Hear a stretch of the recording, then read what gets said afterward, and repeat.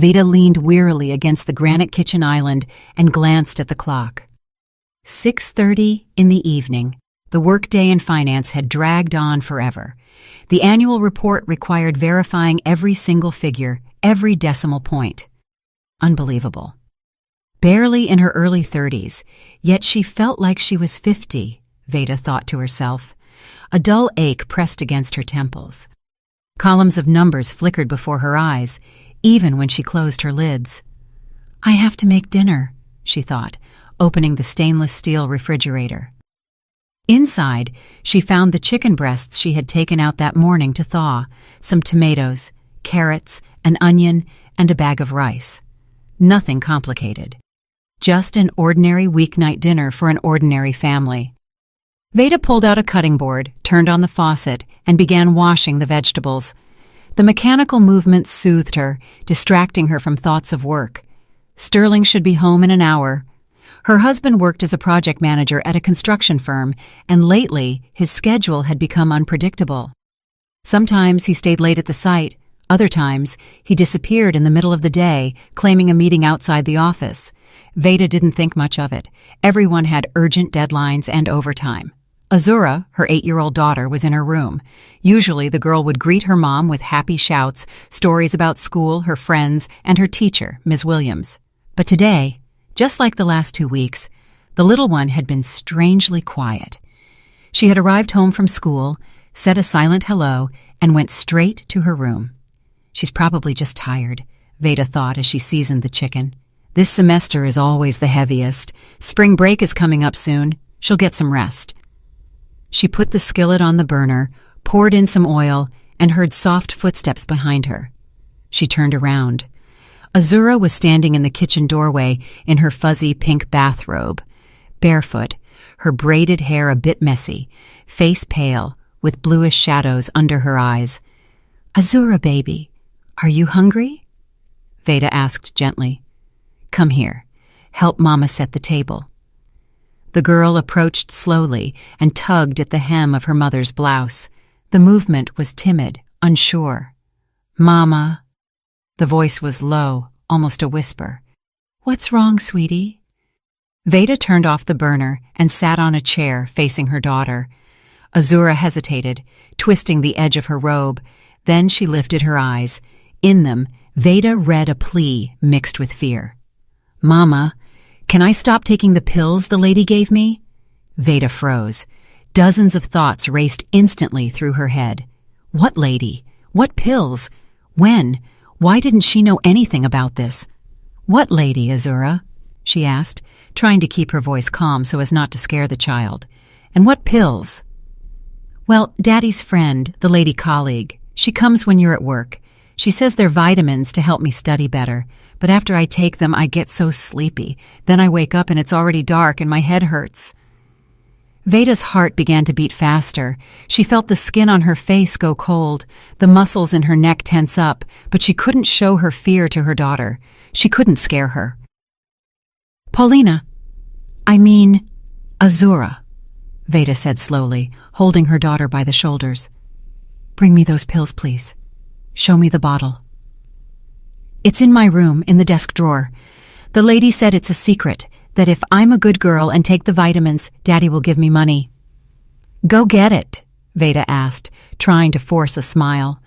Azura nodded and ran off. Veda stood up from the chair and leaned against the wall. Panic invaded her. Her thoughts were jumbled. What colleague? Sterling's company was mostly men. Who was this woman giving her child some kind of pills, and why did Azura fall asleep after taking them? The girl returned a minute later with a small plastic bottle in her hand. Veda took it and looked at the label. No identifying brand, just a white paper sticker with handwritten text. Vitamins. Inside were round white tablets. Thank you, honey, Veda said, hiding the bottle in her pocket. Go lie down for a bit in your room, watch some cartoons, and wash your hands. We'll eat soon. And don't take anything else, okay? Mama will handle these vitamins. Azura obediently went to her room. Veda pulled out her phone and quickly texted her friend, Dr. Zinnia, who worked at the urgent care clinic down the street. Zinnia, I need urgent help. Can you check some pills? Someone gave them to my daughter, said they were vitamins. I want to verify. I'll be there tomorrow morning. The reply came almost instantly. Come by at 8 before rounds start. We'll check them. Veda put the phone away and returned to the stove. The panic didn't leave her, but she had to make dinner. She had to behave as usual to not arouse suspicion. Suspicion from whom? From Sterling. She couldn't believe her husband knew about some pills for their daughter. Sterling loved Azura. He had always been an attentive father. He played with her, read her bedtime stories, helped her with homework. He couldn't consciously give the child something harmful. So, this woman was acting behind his back? The thought was terrifying, and Veda tried to push it away, but it kept coming back. It insisted on being in her head. What if Sterling knew about the pills? What if he was aware of who was coming to their house when Veda wasn't there? The apartment door opened, and Sterling appeared. Tall, athletic build, wearing a dark jacket and jeans. He was smiling broadly as always. "Hey, babe." He walked over and kissed Veda on the cheek. "Smells good. Chicken?" "Yeah," Veda replied briefly, not taking her eyes off the skillet. "Is Azura home?" Sterling asked, taking off his jacket. "She'll be out in a minute." Sterling went into the living room, and Veda heard him turn on the TV. A normal evening, a normal family, but something had shifted. Inside her, everything had tightened with anxiety. During dinner, Veda watched her husband and daughter in silence. Sterling joked, talked about work, asked Azura about school. The girl answered in monosyllables, picking at her rice with her fork without appetite. Sterling didn't notice her depressed state, or he pretended not to notice. "Why are you so sad, Azura?" he finally asked. "Maybe you need to take some vitamins? A colleague recommended some good ones for the immune system." Veda went still. She stopped chewing. She almost choked. Azura raised her eyes to her father, then looked at her mother. "No, Daddy, I don't want those vitamins anymore. Mama is going to buy me different ones," the girl said quietly. "Suit yourself." Sterling shrugged and continued eating. After dinner, Veda tucked her daughter in, sat by her side for a long time, and stroked her hair until Azura fell asleep. The girl slept restlessly, tossing and turning, murmuring something in her dreams. Veda left the child's room and closed the door behind her. Sterling was sitting in the living room, absorbed in his phone. Veda walked past him without a word and went to bed. But she didn't sleep. She lay with her eyes closed, listening as her husband brushed his teeth in the bathroom, as he lay down beside her, as his breathing became regular and deep within a few minutes. And she thought about the pills, about the unknown woman, about how tomorrow she would learn the truth. In the morning, Veda got up at 6, as always. She got Azura ready for school and walked her to the bus stop. The girl looked more animated than yesterday. She was even smiling. "Mama, are you really going to buy me different vitamins?" she asked before getting on the bus. "Of course, baby.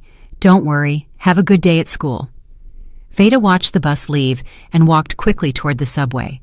The clinic was 3 stops away. Zinnia was already waiting for her at the entrance, wearing her white coat, her face concerned. "Show me what you have," she said instead of a greeting. Veda took out the bottle. Zinnia opened the lid, poured a pill into her palm, examined it closely, and smelled it. "These aren't vitamins," she said slowly. "Veda, I need to take this for analysis. I have a chemist friend in the next building. He'll check it right now." "What is it?" Veda whispered. "I don't know exactly, but I have a very bad feeling. Wait for me here." Zinnia left, taking the bottle. Veda remained standing in the clinic lobby, feeling her legs turn to jelly. People swarmed around her. Patients, doctors, nurses. Life went on, but inside her, everything was crumbling. 20 minutes later, Zinnia returned. Her face was pale. Veda grabbed her friend's arm. "It's a sedative, a strong psychotropic. It's prescribed to adults with severe sleep disorders. It is absolutely forbidden to give to a child. It can cause dependency, brain damage, developmental delays. Do you understand what this means?" Veda nodded, unable to speak. "Where did you get this? Who gave these pills to Azura?" Zinnia asked. I don't know. A woman. Azura said she's Daddy's colleague. She came when I wasn't home and gave my daughter these vitamins. Azura would fall asleep after taking them. Zinnia fell silent. Then she said firmly, Veda, you must find out who this woman is, and you must go to the police. It is a crime to give psychotropic substances to a child without a prescription. Your daughter could have suffered serious harm. I know, Veda replied. I'll do everything. Thank you, Zinnia. She left the clinic, took out her phone, and called work. She said she would be a couple of hours late. Then she called an Uber and went home. She needed to check something. The apartment was empty. Sterling had gone to work at 7. Veda went into Azura's room and opened the desk drawer where her daughter kept her school supplies. There, under the notebooks, were several bills. Veda counted them. $700. Where did an 8-year-old get that much money? School lunches were paid in advance. Veda and Sterling rarely gave pocket money. Maybe $5 or $10 for ice cream. $700 was way too much. Veda remembered her daughter's words. Daddy will give me money. So Sterling knew. He was aware of this nightmare and was paying Azura for her silence. No, it was impossible. She couldn't believe it. Veda took out her phone and started searching online for local spy shops. She needed proof. She needed to see everything with her own eyes. 3 days passed. 3 days during which Veda lived in 2 realities. Externally, everything was as usual. Work, home, dinner, conversations with her husband and daughter. But inside, fear, anger, and mistrust had taken root. They devoured her from within. On Monday morning, after that visit to Zinnia, Veda had stopped by an electronics store. The clerk, a young guy with a polite, rehearsed smile, showed her several models of hidden cameras. She chose the most discreet one, a miniature camera camouflaged as a phone charger. It could be plugged into an outlet in the living room, and no one would suspect a thing. Does the recording go to a memory card or the cloud? Veda asked. Both options, the clerk explained. You can watch the video in real time through an app on your phone or download the file. Excellent quality. Audio records clean too. Veda paid and went home. Sterling was at work. She installed the camera in the living room, aiming the lens so that the front door, the hallway, and part of the room were in the frame. She checked it through the app. Everything worked. The image was sharp, the sound recorded without interference. Now, all that was left was to wait. That same evening, Veda spoke to Azura. The girl was sitting at the table doing her math homework. Veda sat next to her and hugged the child around the shoulders. Azura, baby, I need to ask you something. What, Mama? The girl looked up from her notebook. Do you remember the lady who gave you the vitamins? What's her name? Azura thought, furrowing her brow. I don't remember. She didn't say. Daddy said she's his colleague, that they work on a project together. She comes often, 2 or 3 times a week, usually after lunch when I get home from school. Daddy opens the door for her. They say hi. Then the lady gives me a vitamin and says I need to sleep a little so I don't bother them while they work. I take the pill, lie on the couch, and fall asleep. And when I wake up, she's gone. And what does Daddy do when you sleep? I don't know, Mama. I'm sleeping. I guess he works with the lady. They sit at the computer, discuss something. Daddy said it's an important project. Veda nodded, trying to stay calm. Okay, sweetie, just don't take those vitamins anymore, okay? I bought you better ones. They're in the fridge. They look like gummy bears. Okay, Mama, I like gummy bears, Azura replied obediently and went back to her homework. Veda left the room and leaned against the hallway wall. 2 or 3 times a week. So this happened regularly. So it wasn't an accident. Who is this woman? Colleague. Oh. The thought was so obvious that Veda was surprised she hadn't reached it sooner. Mistress. Sterling had a mistress, and she came to their house while Veda wasn't there. And so the daughter wouldn't bother them. They drugged her. From the realization of this madness, Veda wanted to scream, break something, storm into the living room, and demand explanations from Sterling right now. But she couldn't. She needed evidence. She needed to record everything, so that later he couldn't wiggle out of it. Couldn't lie. couldn't destroy the proof. The next day, Tuesday, Veda called her mother, Grandma Eula. The woman was 63, living alone in a small house on the outskirts of the city, in a quiet neighborhood with old oak trees and gardens. After Veda's father passed away 5 years ago from a heart attack, Eula led a retired life, tending her garden, knitting, and reading. "Mama, I need your help," Veda said when her mother answered. "What happened, baby?" Concern filled Eula's voice. "I'll explain later. Can you pick Azura up from school this week, every day? Let her stay with you until the evening. I'll pick her up after."